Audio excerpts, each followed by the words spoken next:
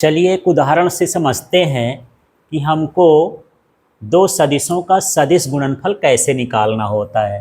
तो मान लीजिए हमारे पास ए वेक्टर है और इसका मान है 3i i cap minus 4j cap plus 3k cap.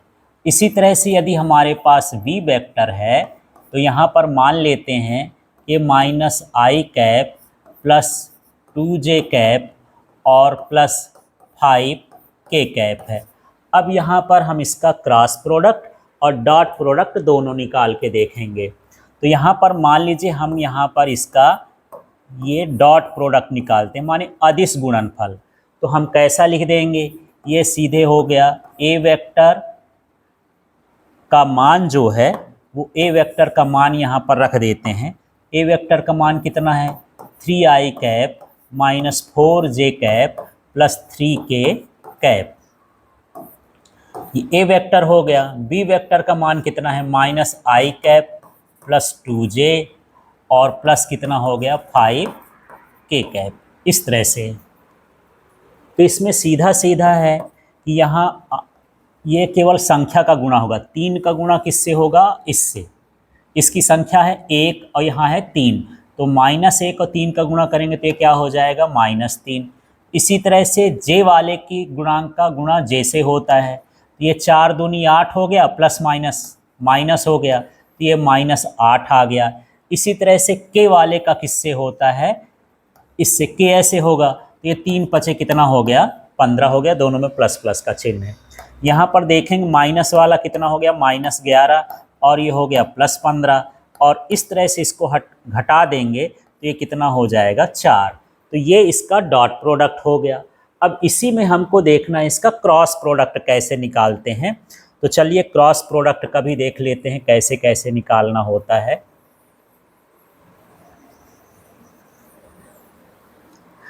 अब इसका हमको देखना है सदिश गुणनफल, मतलब हमारे पास है ए वेक्टर और क्रॉस बी वेक्टर। इस बार हमको सदिश गुणनफल निकालना है। तो इसका क्या तरीका होता है, एक हम सारणिक बनाएंगे, डिटरमिनेंट बनाएंगे, और यहाँ पर ये लिखेंगे आई कैप, फिर लिखेंगे जे कैप और फिर लिखेंगे के कैप। इस तरह से बॉक्स बना लेना है। फिर हमको ए वेक्टर का देखना है जो इसके गुणांक है, जैसे आई के साथ 3 है तो आई के नीचे 3 लिख देंगे। इसके बाद ये जे के साथ -4 है तो यहाँ -4 लिख देंगे, और के साथ 3 है तो ये 3 लिख दिए। तो ए वाले का मान रखेंगे। इसी तरह से बी वाले का देख लेते हैं, तो आई के साथ माइनस लगा है, संख्या नहीं है, माने -1 हो जाएगा, और जे के साथ 2 है तो यहाँ पर क्या लिख देंगे 2 लिख देंगे, और इसके साथ क्या है 5 है तो इसके साथ लिख देंगे 5। तो सबसे पहले इस तरह से लिख देंगे। लिखने के बाद हमको क्या करना है, इस आई कैप को बाहर रखना है और हमको गुणा करना है इसका। ये 4 का गुणा 5 से हो जाएगा। आई वाली लाइन छोड़ देंगे, ये वाली लाइन छोड़ देंगे। आई लिखे हैं तो आई वाली लाइन छोड़ के, तो 5 का गुणा करेंगे तो ये हो जाएगा 5 चौको 20। फिर बीच में माइनस का चिन्ह रहता है, फिर 2 और 3 का इसका गुणा कर देंगे, इसका और इसका, तो कितना हो जाएगा 2 तिहाई 6। एक भाग ये हो गया। अब इसके बाद यहाँ पर -j लिखेंगे। तो जब j लिखेंगे तो j वाले का छोड़ देंगे, तो हमारे पास क्या बचेगा 3 और 5। तो 3 और 5 का गुणा कितना हो जाएगा ये 15। इसी तरह से ये 1 और 3 का गुणा हो जाएगा इनके साथ, तो ये हो जाएगा -3। बीच में माइनस होता है तो ये हो जाएगा +3। इन दोनों के बीच का चिन्ह जब हम गुणा करते हैं 2 का, तो बीच में माइनस का चिन्ह रहता है। तो एक माइनस तो है ही, -1 और -3 का गुणा करेंगे तो -3 आ जाएगा, तो ये +3 हो जाएगा। इसके बाद हमको क्या लिखना है, के कैप लिखना है। जब हम के कैप करेंगे तो के वाली लाइन छोड़ देंगे। अब हमारे पास क्या बचेगा, ये बचेगा। 3 का गुणा किससे होगा 2 से, तो ये हो जाएगा 3 दूनी 6।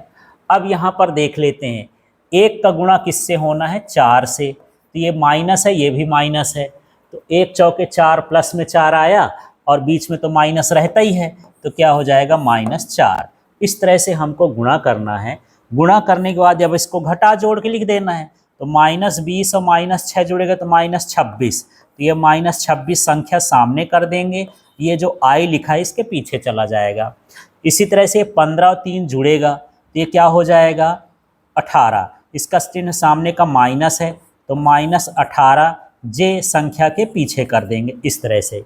फिर यहाँ पर 6 में 4 जाएगा और प्लस का चिन्ह है तो +2 और यहाँ पर k, इस तरह से यहाँ पर ये इसका a क्रॉस b का मान हो गया, a vector cross b vector. तो इस तरह से हमको क्रॉस प्रोडक्ट निकालना होता है।